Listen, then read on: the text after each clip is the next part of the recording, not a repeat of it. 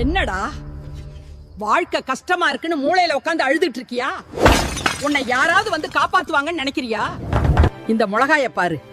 இத வெறும் வாயில கடிச்சா நாக்கு எரியும், கண்ணுல தண்ணி வரும். ஆனா இது இல்லாம உனக்கு சாப்பாடு ருசிக்குமா? பதில் சொல்லு. கஷ்டம்ன்றது வாழ்க்கையில விழுந்த மிளகா மாதிரி. அது உன்னை சுடும், எரிய வைக்கும்.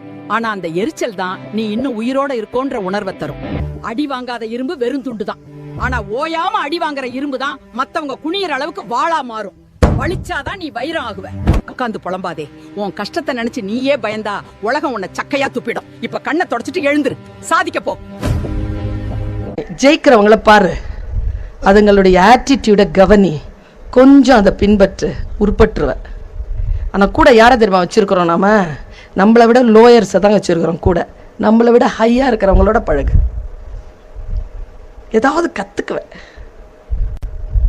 நம்ம கீழே லோவா இருக்கிறவங்கள உன்னை கூட வச்சுக்கோ. நீ ஹையா இரு. நீ ஹையா இருந்தா அதை உயர்த்து.